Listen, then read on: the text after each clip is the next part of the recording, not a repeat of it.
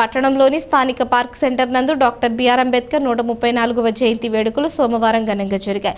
ఈ వేడుకలకు ముఖ్య అతిథిగా ఎమ్మెల్యే జూలకంటి బ్రహ్మానందరెడ్డి పాల్గొని అంబేద్కర్ విగ్రహానికి పూలమాల వేసి నివాళులర్పించారు. అనంతరం ఈ కార్యక్రమాన్ని ఉద్దేశించి ఆయన మాట్లాడుతూ ప్రపంచ మేధావి, జాతీయవాదిగా చిరస్థాయికి ముద్ర వేసుకున్న అంబేద్కర్ కు కులాలను ఆపాదించి రాజకీయం చేయడం సబబు కాదన్నారు. అంతర్జాతీయ పేరు ప్రఖ్యాతులు సంపాదించిన నాయకుడు అంబేద్కర్ అని, ఆయనను కుల నాయకుడివి చేయవద్దని హితవు పలికారు. సంస్కరణవాదాన్ని ప్రపంచానికి చాటిన గొప్ప మహనీయుడు అంబేద్కర్ అని, ఆయన గౌరవాన్ని ఎక్కడా కించపరచరాదని సూచించారు. ప్రపంచవ్యాప్తంగా ఉన్న అనేక వర్సిటీల నుంచి దాదాపు 60 డిగ్రీ పట్టాలను పొందిన గొప్ప విద్యావేత్త అంబేద్కర్ అని గుర్తు చేశారు. అంబేద్కర్ తీసుకువచ్చిన సంస్కరణలే ఎన్టీఆర్ కు ఆదర్శం. డాక్టర్ బిఆర్ అంబేద్కర్ తీసుకువచ్చిన సంస్కరణలే తెలుగుదేశం పార్టీ వ్యవస్థాపకులు, మాజీ ముఖ్యమంత్రి స్వర్గీయ నందమూరి తారక రామారావు ఆదర్శమని ఎమ్మెల్యే జూలకంటి ఉద్ఘాటించారు.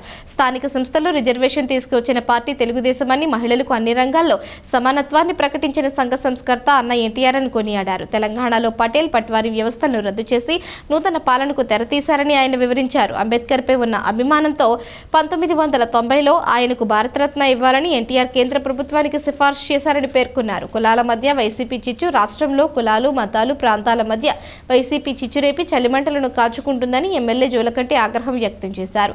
2019 వైసీపీ ప్రభుత్వ హయాంలో దుర్గి మండలం ఆత్మకూరు గ్రామంలో దళితులు అణిచివేతకు గురయ్యారని, వారిని నేడు ఏపీ ముఖ్యమంత్రి నారా చంద్రబాబు నాయుడు హక్కును చేర్చుకున్నారని గుర్తు చేశారు. వారికి తక్షణ ఆర్థిక సహాయం, పక్కా ఇల్లు, నివేశ స్థలాలు, ఉపాధి వంటి అంశాల్లో చేయూతను అందించే విధంగా ఆదేశాలు జారీ చేశారని పేర్కొన్నారు. అంబేద్కర్ రాజ్యాంగాన్ని గౌరవిస్తూ అందరికీ సమాన హక్కులను ప్రస్తావిస్తున్న ప్రభుత్వం ఎన్డీఏ ప్రభుత్వం అని చెప్పారు. ఈ కార్యక్రమంలో పార్క్ సెంటర్ అంబేద్కర్ విగ్రహ కమిటీ సభ్యులు, తెలుగుదేశం పార్టీ మాచర్ల పట్టణ నాయకులు, కార్యకర్తలు పాల్గొన్నారు.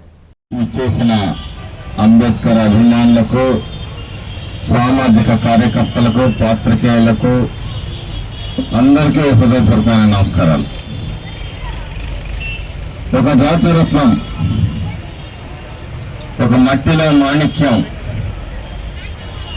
డాక్టర్ బాబాసాహెబ్ అంబేద్కర్. ఆయన 130వ జయంతి ఈరోజు. చాలా సంతోషం ఈ సభలో పాల్గొనే అవకాశం దక్కినందుకు. ఈ అవకాశాన్ని ఇచ్చిన మీ అందరికీ కూడా పేరు పేరున ధన్యవాదాలు తెలియజేసుకుంటున్నా. అనేక కష్ట నష్టాలు, బాధలు అనుభవిస్తూ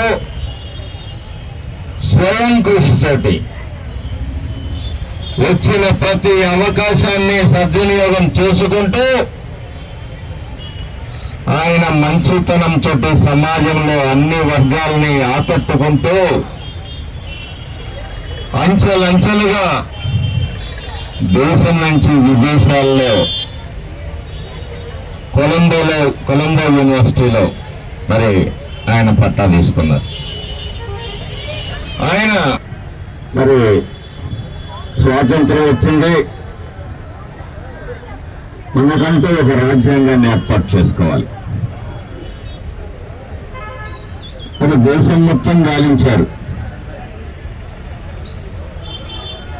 అంబేద్కర్నే ఆ రోజే దేశ ప్రజలందరూ కూడా ఈ దేశంలో ఇంతకన్నా గొప్ప మేధావి లేడు అని చెప్పేసి ముసాయిదా, భారత రాజ్యాంగ ముసాయిదాన్ని తయారు చేసే బాధ్యతనే ఆ కమిటీ చైర్మన్ గా వారిని నియమించడం జరిగింది.